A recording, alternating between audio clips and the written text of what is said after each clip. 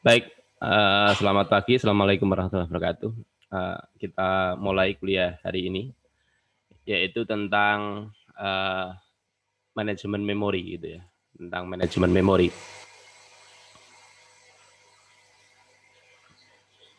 Yang kemarin, yang kita bahas kemarin itu semuanya masuk ke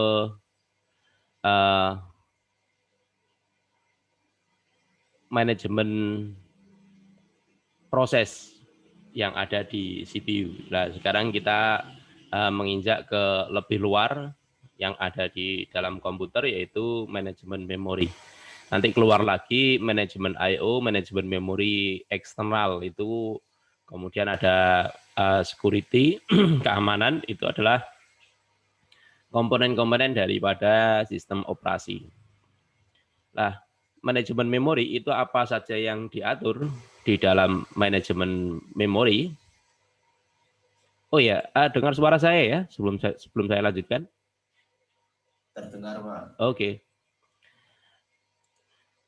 Jadi sebelum masuk ke dalam manajemen memori itu ada istilah-istilah yang perlu kita kenal, yaitu address binding, dynamic loading, dynamic linking, sama overlay.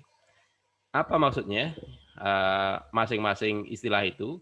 Ini berkaitan dengan peletakan program di dalam memori. Jadi sebuah program kalau dijalankan itu kan dia akan menempati tempat di memori yang tadinya Anda buat program atau program yang sudah jadi, aplikasi yang jadi tadinya ada di dalam hard disk. Anda klik 2 kali, Anda jalankan, maka dia akan ditaruh di dalam memori.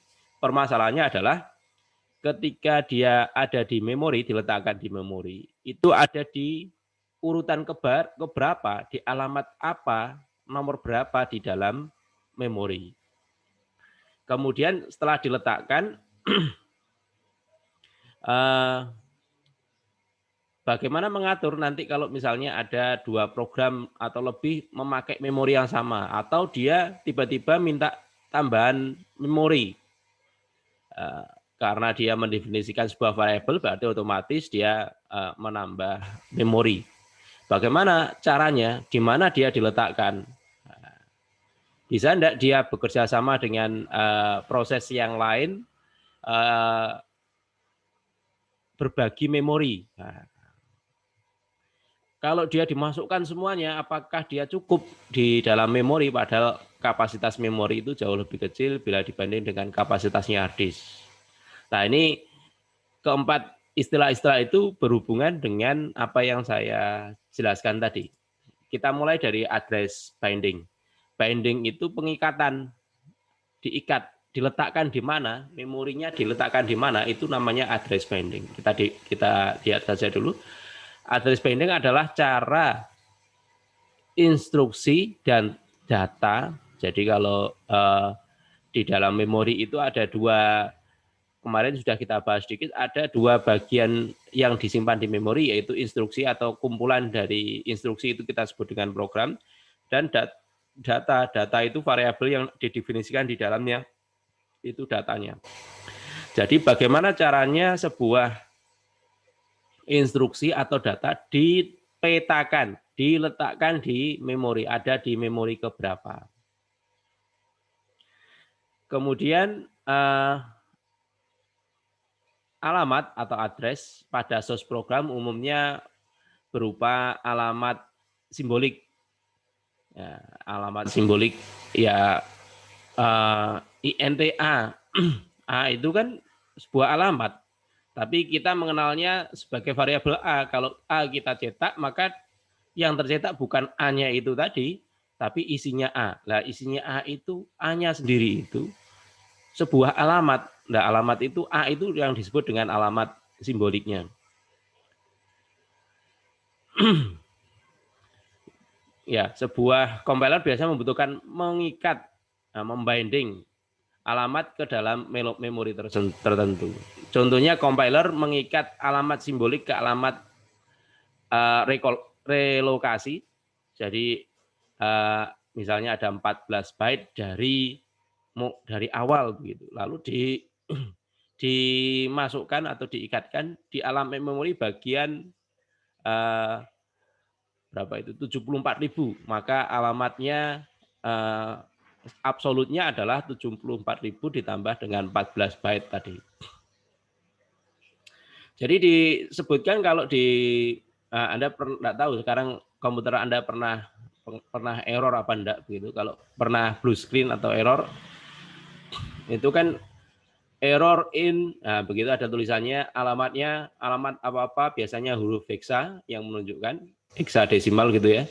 Berapa titik 2, tengahnya ada titik 2-nya, kemudian alamat lagi belakangnya, hexa lagi. Nah itu alamat yang dipakai di dalam komputer seperti itu adalah alamat logikal. Sementara alamat fisiknya adalah memori itu mempunyai alamat seperti array. Definisinya array memori secara logikal adalah array yang sangat panjang. Maka mestinya alamatnya adalah urut, tidak ada titik duanya, 1, 2, 3, 4 dan seterusnya sampai F. Baru 1 F, kemudian 1, 0, 1, 2, 1, 3 sampai 1 F, 2 dan sampai seterusnya, biasanya sampai tergantung dari jumlah memori yang kita gunakan. Nah, pengingatan di dalam sebuah program ketika dia dijalankan itu akan dapat dibagi menjadi beberapa ini. Ini prosesnya kalau di program itu ada source code, source programnya, kemudian source programnya dikompil, Anda perintahkan tidak tahu berapa F8 atau F9 itu, Anda compile, Anda buat program. Setelah dikompil, lalu dia jadi bahasa assembly, dikompil, digabungkan dengan modul-modul umum yang Anda masukkan, include apa itu. Kemudian jadi objek, kemudian di-link-kan dengan objek-objeknya, lalu ada proses yang namanya compile time tadi, ada compile time, di-compile, ini saya tandai. Jadi di sini membuat program, kemudian di-compile jadi program exe, kemudian di-link-kan, digabungkan. Lalu ada loading time. Loading time itu proses memasukkan yang ada di disk ke dalam memori. Itu proses loading time. Loading time mulai dari ya ini tadi, kalau Anda tambahkan sesuatu di program Anda, dia akan digabung, kemudian di-load, loader masuk ke memori, lalu setelah dimasukkan ke memori, maka dilakukan proses running, proses menjalankan program tersebut. Nah, address binding itu bisa diletakkan di mana-mana gitu ya. Bisa dilakukan di proses 1, 2, atau 3 tergantung dari kebutuhan. Nah ini, nah, ketika dia binding terjadi pada saat kapan? Pada saat pertama ini, loading time. Kapan yang apa saja yang diletakkan pada waktu pertama kali? Lokasi awalnya ditentukan di mana. Nah ini biasanya kalau program-program yang berhubungan dengan sistem, contohnya program untuk memformat, format itu program format ya, itu dia butuh alamat absolut. Nah, ketika dia butuh alamat absolut yang semacam itu, program-program itu, maka bindingnya dilakukan pada saat compile time. Pada saat compile time. Pertama kali. Jadi alamatnya harus alamat tetap. Tidak bisa dipakai di loading time atau pada saat eksekusi atau running. Nah, ada juga yang diletakkan saat loading time. Ya, waktu yang sama dikompilasi di sini, di waktu kedua ini. Ya. Nah, kalau dia diletakkan pada waktu yang kedua, nanti alamatnya bisa dia bisa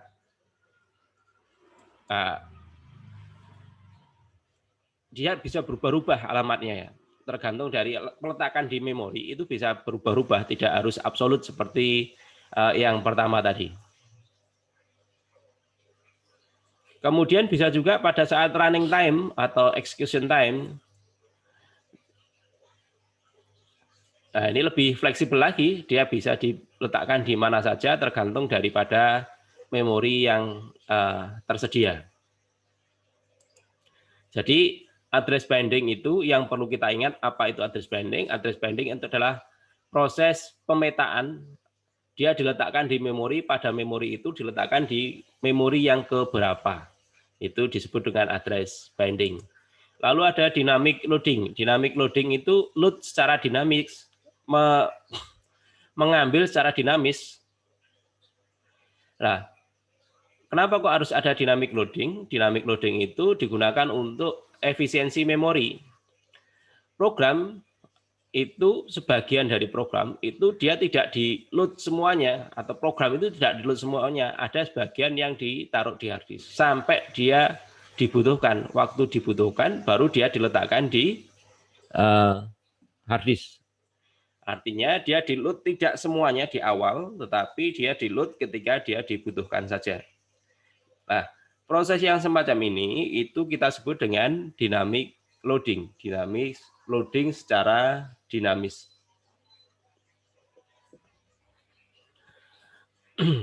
Keuntungannya apa? Keuntungannya program-program yang memang tidak dibutuhkan itu tidak akan pernah di-load. Misalnya Anda buat program program transaksi misalnya.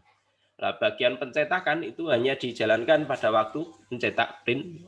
Mencetak itu hanya dijalankan pada waktu akhir bulan misalnya. Nah, ketika dia tidak akhir bulan kan program pencetakan itu ketika dia dipanggil sehari-harinya, dia tidak masuk ke dalam memori, sehingga memorinya bisa dipakai oleh program yang lain.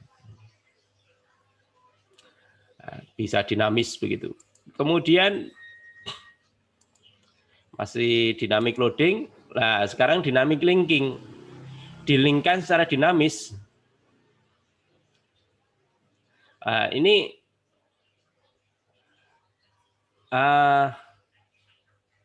dia tidak dikumpulkan, jadi programnya itu tidak dikumpulkan jadi satu jadi exe besar, tapi dilingkan ketika dijadikan satu ketika saat dibutuhkan begitu ya. Ini tadi kan ada sebuah program itu kalau dijalankan ini dibuat kemudian dikompil jadi bahasa assembly. Kalau sudah digabungkan, ini penggabungannya ada di sini, digabungkan dengan file pendukung-pendukung atau program-program yang sudah ada, library yang sudah ada. Anda di C ada include stdio misalnya. Nah, program stdio itu tidak dijadikan satu dengan exe-nya. Kalau di C kan jadikan satu sampai selesai, nanti jadi exe besar yang mandiri begitu ya. Artinya begitu dijalankan dia sudah bisa jalan. Tapi kalau Anda buat program yang visual begitu ya, nggak tahu program apa begitu. Kalau dulu kan ada DLP, ada Visual Basic, ada program-program yang besar semacam itu yang ini programnya ini. Kalau Anda sih Anda gunakan GUI-nya. Java misalnya di C atau di Java itu ada bagian GUI-nya. Nah, ketika dia dikompil maka satu file itu dia tidak bisa langsung dijalankan. Dia butuh kalau dijalankan kita copy biasanya, dia butuh file-file pendukung. File-file pendukungnya itu ekstensinya biasanya ini DLL, sys, DRV. Nah, jadi dia tidak digabungkan dalam satu program. Makanya kalau kita buat programnya, kita pindah komputer begitu. Kalau di C itu masih bisa jalan dengan baik begitu. Kalau di Java selama komputernya itu tidak ada file pendukungnya, maka dia tidak bisa jalan. Ya. Walaupun dia sudah jadi exe gitu ya. Nah, yang semacam itu dia digabungkan secara dinamis, artinya kalau dia tidak dijalankan ya tidak digabungkan sehingga file exe-nya tidak terlalu besar. Tetapi dia kelemahannya adalah membutuhkan file library yang banyak. Nah, file library-nya itu yang biasanya kalau kita mengcopy file, memindah program dari satu komputer ke komputer yang lain, Kita kopikan exe-nya saja ternyata tidak bisa jalan. Kenapa? Karena dia masih butuh file-file library. Nah, kenapa kok begitu? Karena dia menggunakan sistem dynamic linking.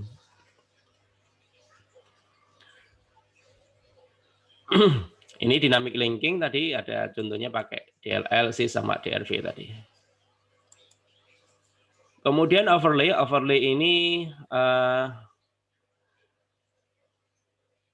digunakan untuk sebuah proses mempunyai jumlah memori besar dari memori fisik. Nah, overlay itu memindah gitu ya. Dia di-load ke ruang memori tertentu. Jadi gini, nih. Kita lihat ke ilustrasinya. Jadi sebuah program itu kalau dia dijalankan, datanya itu bisa gantian. Ini data, anggap saja ini data. Jadi programnya jalan, ini programnya jalan menempati tempat tertentu. Nah, datanya itu bisa gantian antara data yang ini 770 kilo sama 40 kilo ini gantian. Kalau tidak gantian, datanya tidak cukup. Nah, kalau tidak cukup, maka dia tidak bisa jalan. Nah, salah satu caranya adalah dibuat gantian. Nah, gantian itu namanya overlay. Ya. Jadi overlay itu mudahnya itu adalah sebagian dari program itu bisa dipindah-pindah. Contohnya ini, contohnya. Kalau ada program, kemudian program itu ada bagian ini datanya ada 70 kilo, ada 80 kilo, kemudian ada simbol tabel, kemudian ada command routine, perintah-perintahnya, perintah-perintah umum. Kalau dijalankan secara keseluruhan, maka 70 tambah 80 tambah 20 tambah 30, totalnya adalah 200 kilo. Nah, sementara memori yang ada cuma 150, misalnya begitu. Maka dia menggunakan overlay. Overlay-nya diisi dengan simbol tabel. Simbol tabelnya untuk membuat overlay tadi. Pas satu, ya, program yang satu dengan overlay. Sehingga pas 1 ditambah dengan simbol tabel, ini 90 ditambah dengan command routine, command routine-nya 30. Berarti 50 ditambah 70, 120 kilo. Jalan masih di bawahnya 150 kilo. Demikian juga yang B, kalau dia jalan, maka datanya pas 2, 80 tambah 20 tambah 30, dia masih bisa jalan, masih di bawah 100 kilo. Jadi dia bisa gantian. Proses yang semacam itu disebut dengan overlay. Overlay tidak perlu program yang rumit sehingga dia digunakan. Kemudian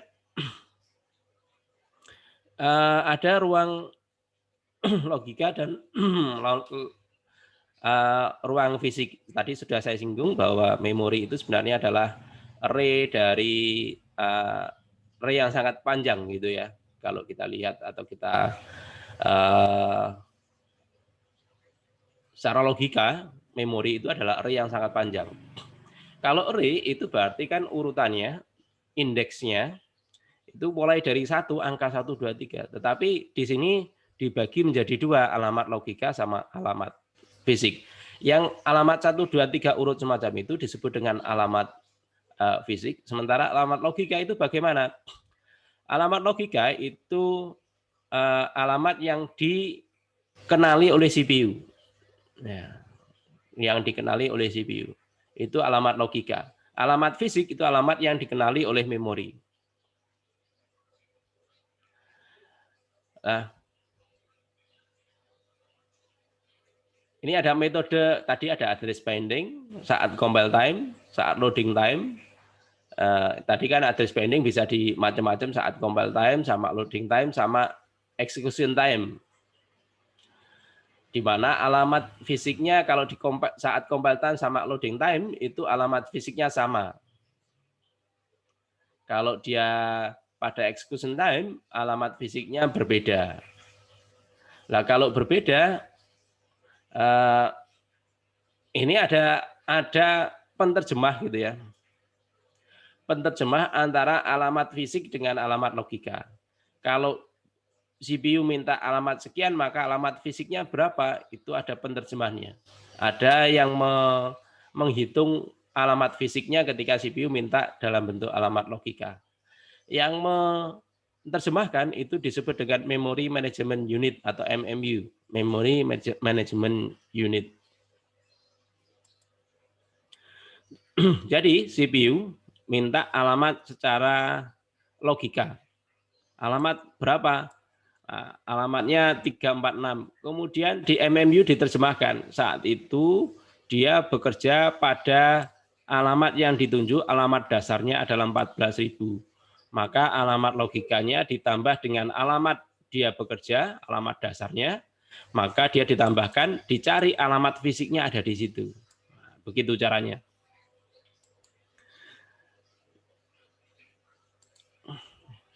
Ya, sebelum lebih lanjut ke alamat logika sama alamat fisik, ini akan dibahas lagi nanti di saat kita membahas patching sama segmentasi.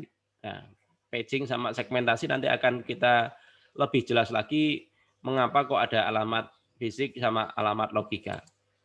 Dan ada yang namanya internal sama eksternal fragmentasi. Nah, ini ada swapping, pertukaran. Nah, ditukar gitu ya, pertukaran antara satu modul dengan modul yang lain yang ada di dalam memori. Jadi memori itu kan terbatas, maka yang masuk di dalam memori itu harus ada yang ditukar. Ketika memorinya penuh, maka ada bagian-bagian tertentu yang harus ditukar, dia harus keluar dan diisi dengan memori yang lain. Keluar itu kita sebut dengan swap out. Swap out. Kalau masuk kita sebut dengan swap in. Nah, ketika dia ada memorinya penuh, kemudian ada tambahan satu yang harus masuk ke dalam memori. Memorinya sudah penuh. Ini sudah penuh semuanya. Ketika ada yang mau masuk, maka kita harus memilih di antara yang ada di dalam memori itu, mana yang harus dikeluarkan, yang harus di swap out. Itu yang mana? Tidak boleh random, ya, tidak boleh random.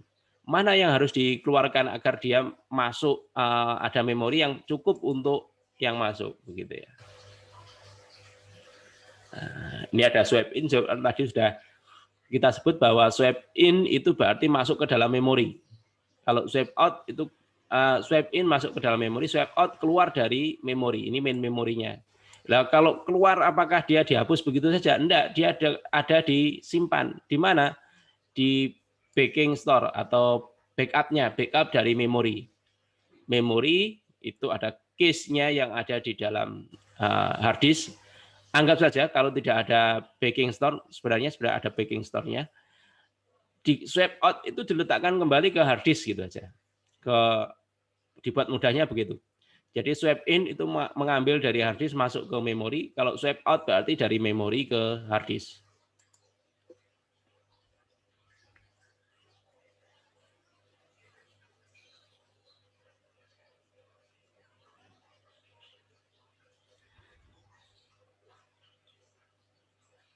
Nah, saat swap in, swap out itu ada hubungannya dengan loading time sama execution time tadi. Kalau loading time, saat address bindingnya loading time, dia harus menempati tempat yang sama ketika dia swap out, swap in lagi.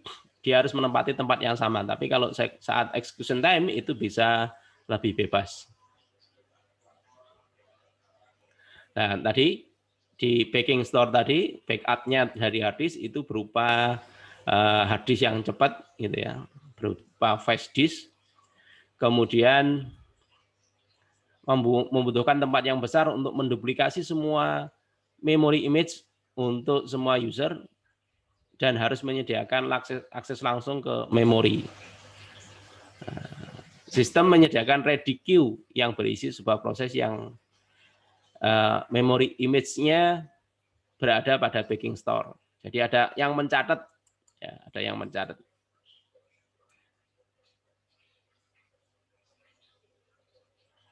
Nah, ini tadi sudah saya jelaskan. Jadi ketika dia ada proses yang dibutuhkan dan memorinya penuh, maka dispatcher swap out sebuah proses yang ada di memori, dan dia akan mengeluarkan yang ada di memori dan memasukkan memori yang dibutuhkan. Ini contohnya. Untuk pertama kali, gitu ya, biasanya sistem operasi itu menempati alamat memori yang mulai dari awal, begitu, dari 0. Ini memorinya 512 kilo misalnya. Ini untuk sistem operasi yang bawahnya ini digunakan sebagai tempatnya OS. Nah, di dalam pengalokasian memori yang semacam ini ada bagian dua, yaitu bagian single partition sama multi partition allocation. Untuk yang single partition itu karena single, satu program saja yang bisa jalan, maka dia caranya begini, single partition. Diasumsikan OS ditempatkan di memori yang rendah mulai dari alamat 0 tadi. Proses dieksekusi di memori yang tinggi. Kode dan data OS harus diproteksi dari perubahan yang tidak terduga oleh user. Jadi program tidak boleh mengakses alamat rendah yang dipakai oleh OS. Maka dibutuhkan proteksi. Proteksi dapat dilakukan dengan menggunakan register alokasi dan register limit. Jadi ada register alokasi dan register limit. Register itu adalah tempat penyimpanan yang ada di CPU. Register alokasi berisi alamat dari alamat fisik terkecil, kemudian limit itu jangkauannya. Alamat logikal harus lebih kecil dari register limit. Jadi begini, kalau kita ada memorinya panjang begini, kemudian ada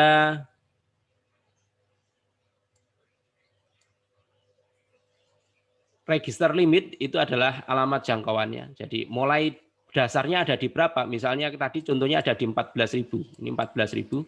Nah, ada di 14.000 sekian. Kemudian ada register limit. Register limit itu batasnya 14.000 sampai ke berapa? Oh, sampai 1.000. Berarti nanti jangkauannya 14.000 sampai 15.000. Nah, ada bagian yang menerjemahkan alamat CPU tadi kita sebut dengan memory management unit. Maksudnya yang tidak boleh lebih besar, yang ininya tadi, register limitnya tidak boleh melebihi dari kapasitas memori secara keseluruhan. Ya. Yang diminta CPU itu ada apa enggak? Kalau tidak ada, kalau di bawah di lebih besar tadi, maka dia dikatakan error. Tapi kalau ada, maka dia dihitung di MMU, ditambahkan tadi alamat dasarnya, base-nya, kemudian jangkauannya berapa, dicari di alamat memori. Itu yang single partition. Yang multi partition itu ada dua skema, yaitu skema tetap sama dinamis. Kalau tetap, langsung saja programnya ada berapa, dia dibagi tetap. Ya, tetap sama semua begitu ya. Kemudian yang dinamis itu tergantung dari kebutuhan.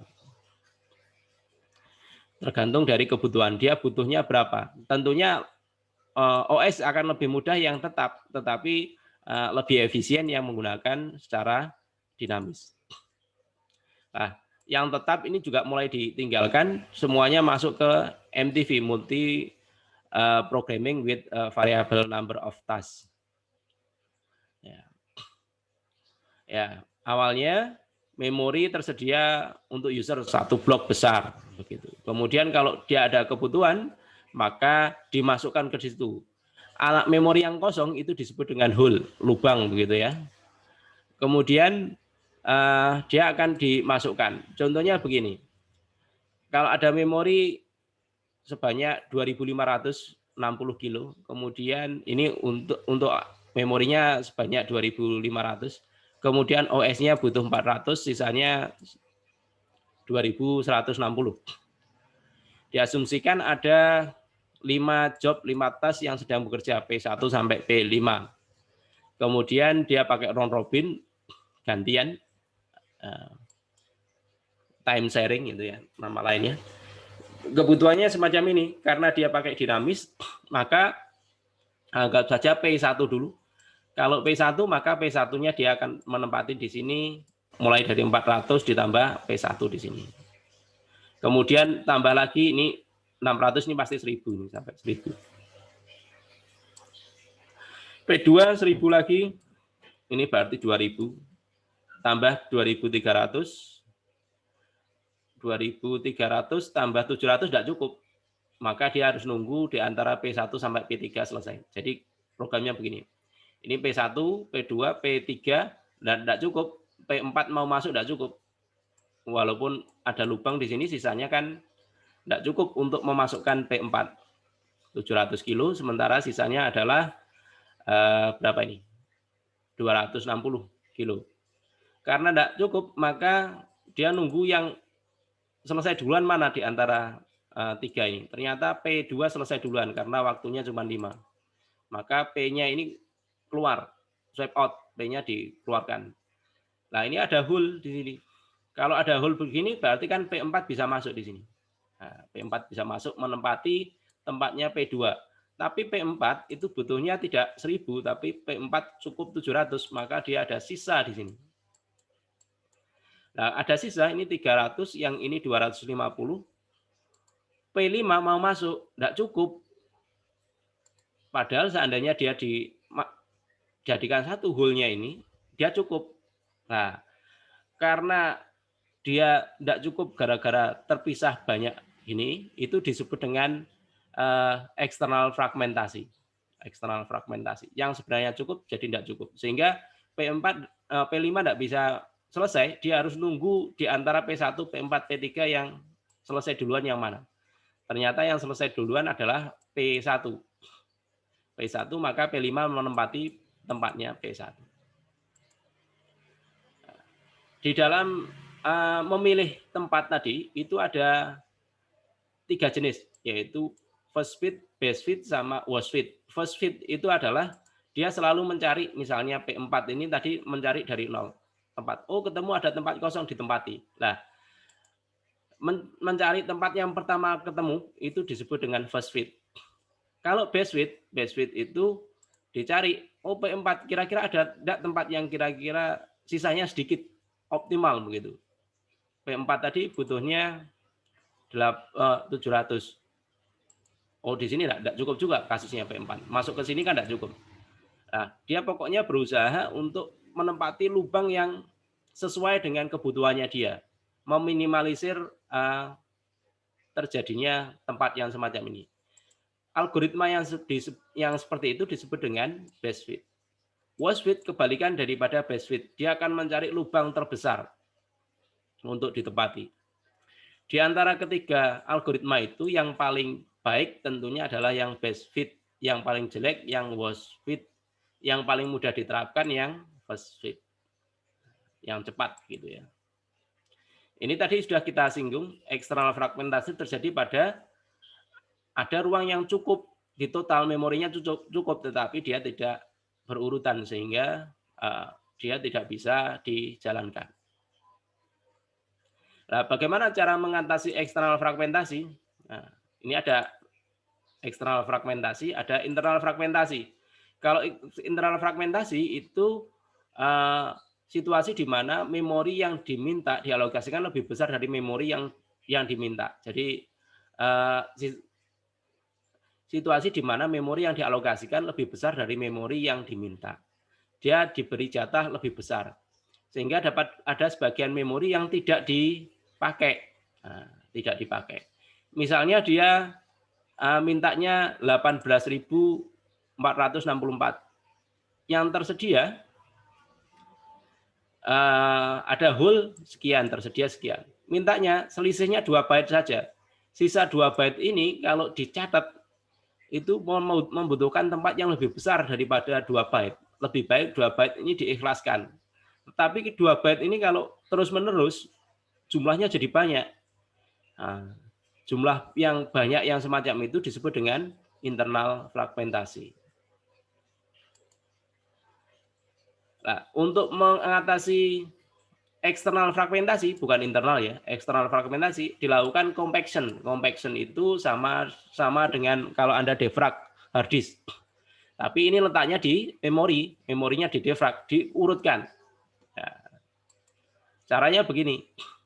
Ini kalau P5 di defrag, dipindah-pindah, maka nanti di paling bawah akan ada memori yang cukup besar. Tetapi permasalahannya memindah-mindah ini mengganggu proses secara keseluruhan gitu ya. Ini contohnya. Ini P1, P2 ini tempat kosong lagi. P4.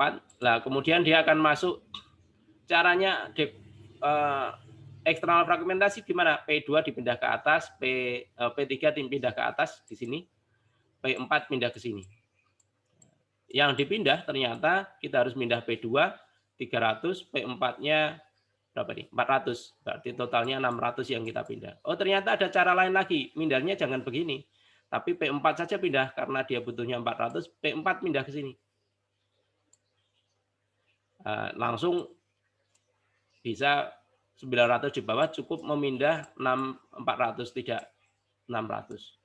Atau P3-nya yang dipindah, P3-nya pindah ke bawah. Ini P3-nya pindah ke sini. Langsung kita punya 900, di tengah yang dipindah cuma 200.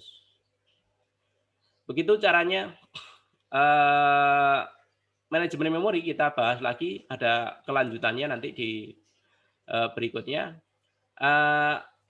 Dipahami yang kita bahas ini, kemudian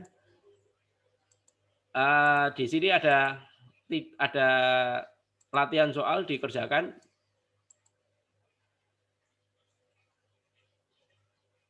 Yang nomor 1 sama nomor 2 dulu dikerjakan secara di kertas dulu. Tempat uploadnya tidak saya buatkan. Nanti minggu depan mungkin bila manajemen memori sudah kelar, kita sudah selesai kita bahas semuanya. Sampai saat ini ada yang ditanyakan? Belum ya? Kalau belum, nanti kita tunggu. Belum sebenarnya. Oke. 40 menit lagi kita masuk ke praktikumnya ya. Ya, kita akhiri dulu teorinya. Selamat pagi. Assalamualaikum warahmatullahi wabarakatuh. Waalaikumsalam warahmatullahi wabarakatuh.